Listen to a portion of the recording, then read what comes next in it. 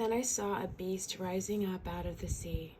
It had 7 heads and 10 horns, with 10 crowns on its horns, and written on each head were names that blasphemed God. This beast looked like a leopard, but it had the feet of a bear and the mouth of a lion. And the dragon gave the beast his own power and throne and great authority. I saw that one of the heads of the beast seemed wounded beyond recovery, but the fatal wound was healed. The whole world marveled at this miracle and gave allegiance to the beast. They worshipped the dragon for giving the beast such power, and they also worshipped the beast. "Who is as great as the beast?" they exclaimed. "Who is able to fight against him?" Then the beast was allowed to speak great blasphemies against God, and he was given authority to do whatever he wanted for 42 months. And he spoke terrible words of blasphemy against God, slandering his name and his dwelling, that is, those who dwell in heaven. And the beast was allowed to wage war against God's holy people and to conquer them. And he was given authority to rule over every tribe and people and language and nation.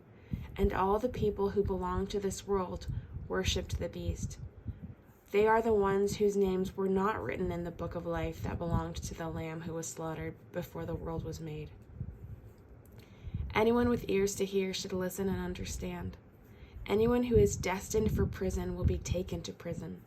Anyone destined to die by the sword will die by the sword. This means that God's holy people must endure persecution patiently and remain faithful. Then I saw another beast come up out of the earth. He had 2 horns like those of a lamb, but he spoke with the voice of a dragon. He exercised all the authority of the first beast, and he required all the earth and its people to worship the first beast, whose fatal wound had been healed.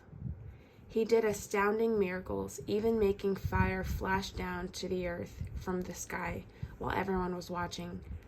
And with all the miracles he was allowed to perform on behalf of the first beast, he deceived all the people who belonged to this world.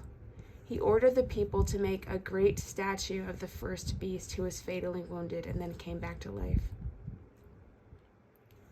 He was then permitted to give life to this statue so that it could speak. Then the statue of the beast commanded that anyone refusing to worship it must die. He required everyone, small and great, rich and poor, free and slave, to be given a mark on the right hand or on the forehead. And no one could buy or sell anything without that mark, which was either the name of the beast or the number representing his name. Wisdom is needed here. Let the one with understanding solve the meaning of the number of the beast, for it is the number of a man. His number is 666.